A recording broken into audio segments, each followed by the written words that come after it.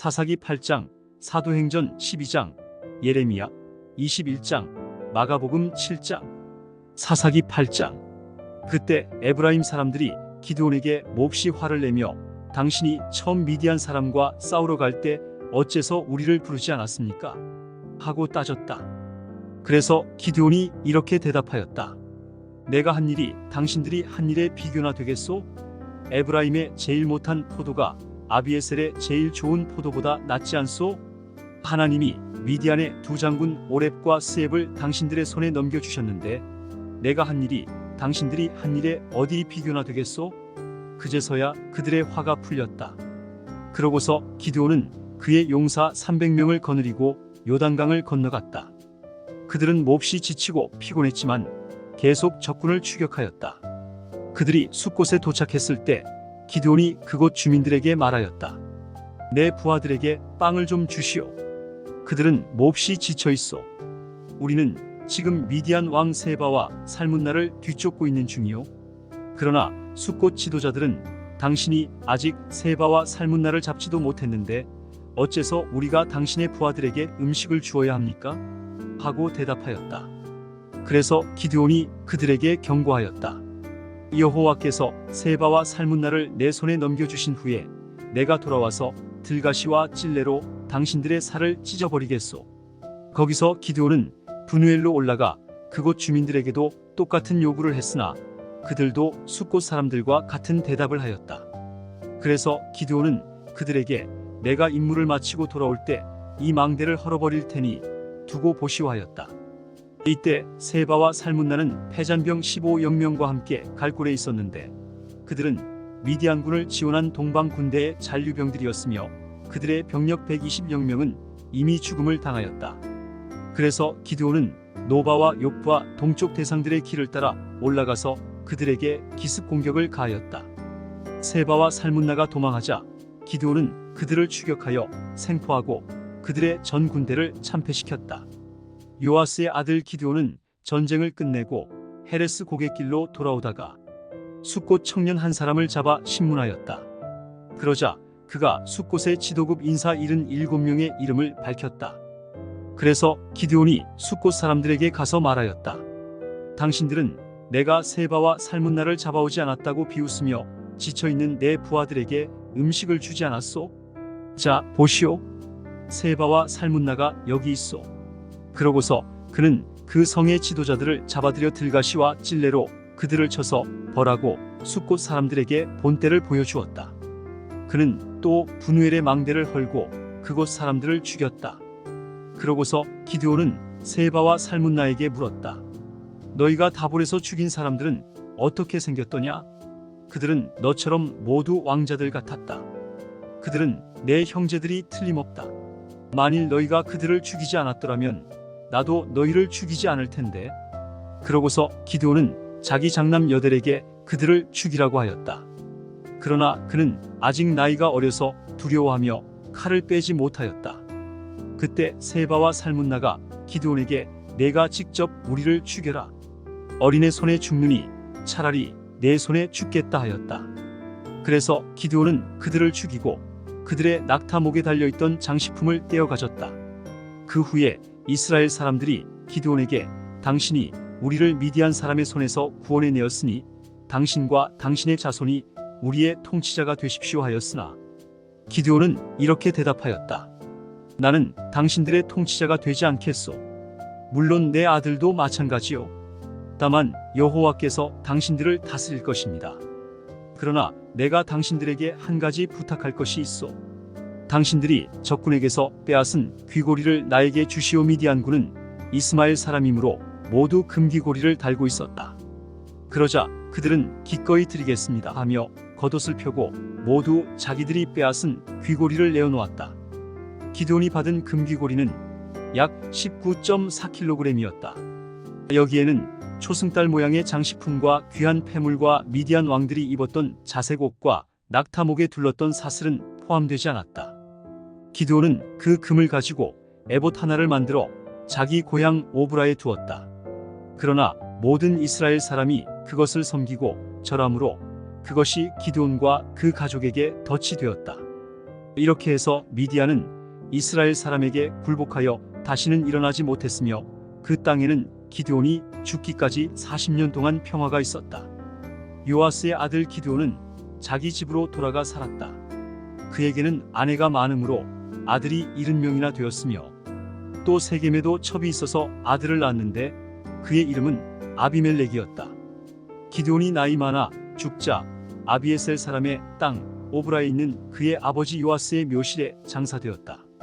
그러나 기드온이 죽은 후에 이스라엘 백성은 바알 우상을 섬기고 바알 브릿을 자기들의 신으로 삼았다. 그들은 사방의 모든 원수들에게서 자기들을 구해주신 그들의 하나님 여호와를 기억하지 않았고 또 기드온이 이스라엘을 위해 행한 일에 대해서 그 가족을 후대하지도 않았다. 사도행전 12장. 그때 헤롯 왕이 교회의 몇 사람을 괴롭히려고 잡아 먼저 요한의 형제 야고보를 칼로 죽였다. 유대인들이 그 일을 기뻐하는 것을 보고 헤롯은 베드로도 잡으려 하였다. 마침 그때는 누룩 넣지 않은 빵을 먹는 명절 기간이었다. 헤롯은 베드로를 유월절이 지난 후 사람들 앞에 끌어낼 생각으로 그를 잡아 가두고는 군인 16사람을 4인조로 나눠 지키게 하였다.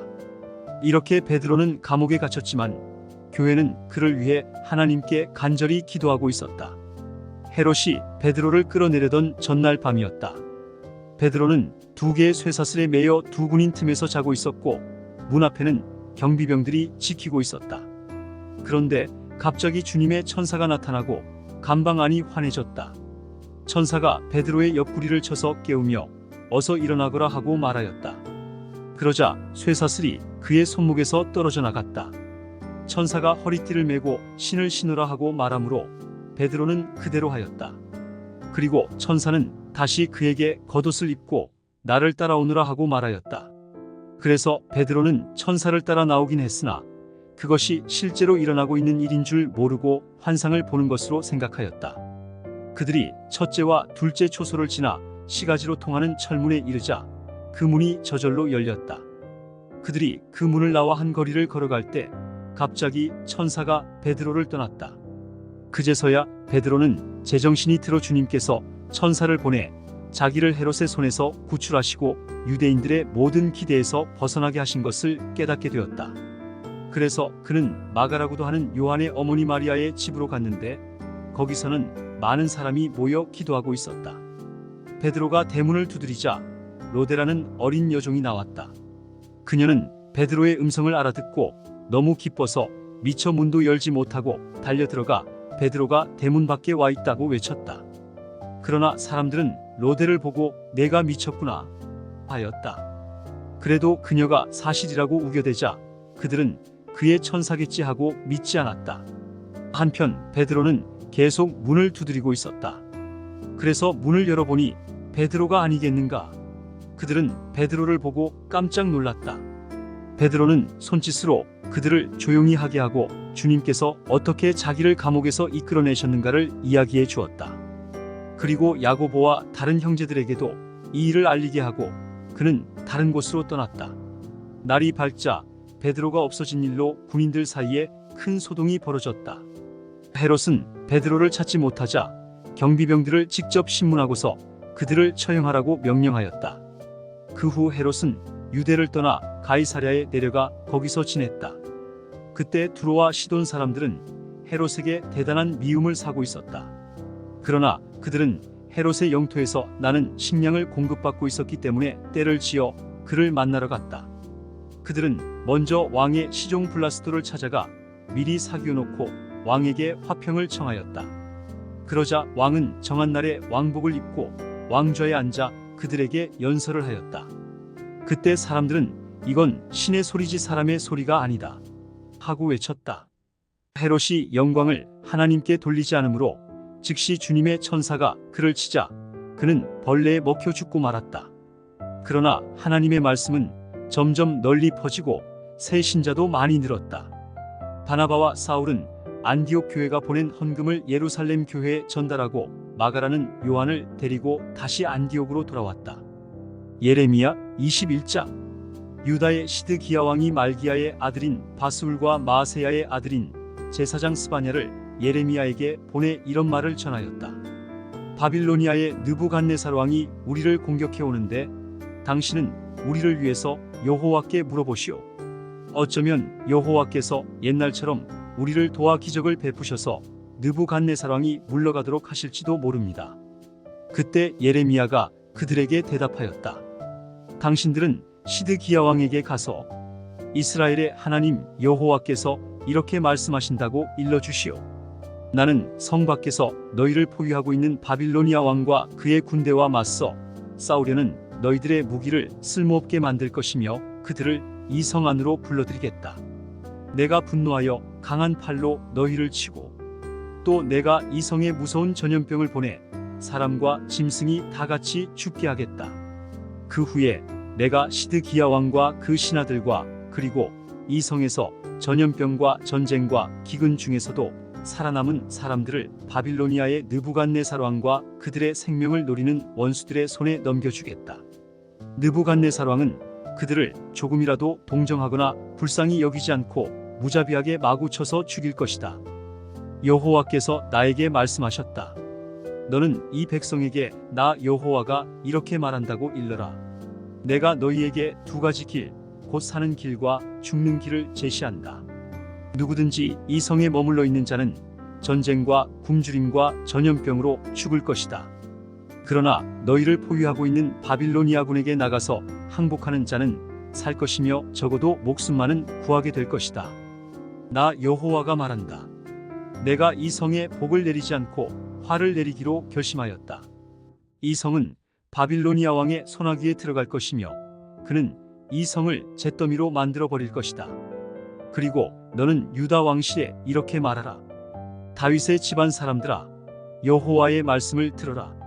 너희는 아침마다 공정한 재판을 하여 약탈당한 자를 압박자의 손에서 구하라. 그렇지 않으면 너희가 행한 악에 대하여 내 분노가 불처럼 타오를 것이니 아무도 끌 자가 없을 것이다. 골짜기와 바위 평원에 사는 예루살렘 주민들아, 너희는 아무도 너희를 칠 자가 없고 너희 방어벽을 뚫을 자가 없다고 말하지만 내가 너희를 칠 것이다. 너희가 행한 것만큼 내가 너희를 벌할 것이며 또 숲속에 불을 놓아 그 주변에 있는 것을 내가 다 태워버릴 것이다. 이것은 나 여호와의 말이다. 마가복음 7장. 예루살렘에서 온 바리새파 사람들과 몇몇 율법학자들이 예수님 주변에 모여 있다가 제자 가운데 몇 사람이 손을 씻지 않고 음식 먹는 것을 보았다. 바리새파 사람들과 유대인들은 원래 조상들이 지켜온 전통에 따라 먼저 손을 씻지 않으면 음식을 먹지 않았고 또 시장에서 돌아왔을 때에도 몸을 깨끗이 하지 않으면 음식을 먹지 않았다. 그 밖에도 잔이나 단지나 녹그릇을 씻는 등 지켜야 할 일들이 많았다. 그래서 바리새파 사람들과 율법학자들이 예수님께 왜 당신의 제자들은 조상들의 전통을 어기고 씻지 않은 손으로 음식을 먹습니까? 하고 물었다. 그러자 예수님이 대답하셨다. 바로 너희와 같은 위선자들을 두고 이사야가 다음과 같이 잘 예언하였다. 이 백성이 입술로는 나를 존경하나 마음은 내게서 멀리 떠나 있다. 그들은 사람이 만든 법을 마치 내 교훈인 것처럼 가르치고 있으니 나를 헛되이 예배하고 있다. 너희는 하나님의 계명은 버리고 사람의 전통만 내세우고 있다. 예수님은 다시 말씀하셨다. 너희는 전통을 지키려고 하나님의 계명을 저버렸다. 모세는 내 부모를 공경하라 하였고 또 부모를 저주하는 사람은 반드시 죽여야 한다. 고하였다. 그런데 너희는 부모에게 드려야 할 것을 고르반 곧 하나님께 예물로 드렸습니다. 하고 말하기만 하면 그만이라고 하여 부모에게 아무것도 해줄 필요가 없다고 가르친다. 너희는 그런 전통으로 하나님의 말씀을 헛되게 하였으며 이 밖에도 그와 같은 짓을 많이 하고 있다. 예수님은 군중들을 다시 불러 모으고 이렇게 말씀하셨다. 내 말을 잘 듣고 깨달아라. 밖에서 사람에게 들어가는 것이 사람을 더럽히는 것이 아니라 사람에게서 나오는 것이 사람을 더럽힌다. 예수님이 군중을 떠나 집에 들어가셨을 때 제자들이 그 비유의 뜻을 물었다. 그래서 예수님이 그들에게 말씀하셨다. 너희도 아직 깨닫지 못하느냐? 밖에서 들어가는 것은 아무것도 사람을 더럽힐 수 없다는 것을 모르느냐? 그것은 사람의 마음에 들어가지 않고 뱃속을 거쳐 몸 밖으로 빠져나가기 때문이다. 그렇게 해서 예수님은 모든 음식을 깨끗하다고 선언하셨다. 그러고서 예수님은 말씀을 계속하셨다. 사람의 마음속에서 나오는 것이 사람을 더럽힌다. 거기서부터 악한 생각, 음란, 도둑질, 살인, 간음, 지나친 욕심, 악독, 속임수, 방탕, 시기, 중상모략, 교만, 어리석음이 나온다. 이런 것들이 다 속에서 나와 사람을 더럽힌다. 예수님은 갈릴리를 떠나 두로와 시돈 지방으로 가셨다. 그리고 어느 집에 들어가 아무도 모르게 계시려 하셨으나 곧 알려지고 말았다. 더러운 귀신 들린 어린 딸을 가진 한 여자가 예수님의 소문을 듣고 즉시 와서 예수님의 발 앞에 엎드렸다. 그녀는 수로베니게 태생의 그리스 사람인데 자기 딸에게 들린 귀신을 내쫓아 달라고 예수님께 간청하였다. 그래서 예수님이 그 여자에게 말씀하셨다. 먼저 자녀들이 배불리 먹어야 한다. 자녀들의 빵을 빼앗아 개에게 던지는 것은 옳지 않다.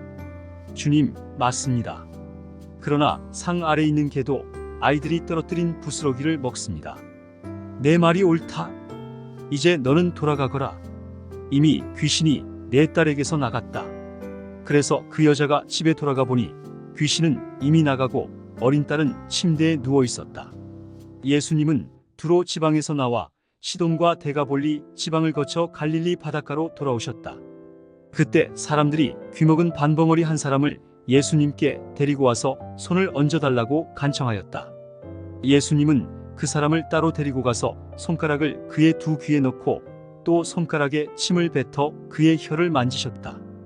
그러고서 예수님은 하늘을 우러러보고 한숨을 쉬시며 에바다 하고 외치셨다. 이것은 열려라는 뜻이었다.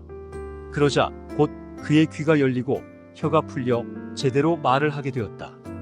예수님은 이 일을 아무에게도 알리지 못하게 하셨으나 그럴수록 사람들은 소문을 널리 퍼뜨렸다. 사람들은 다 놀라 참 굉장한 일이다.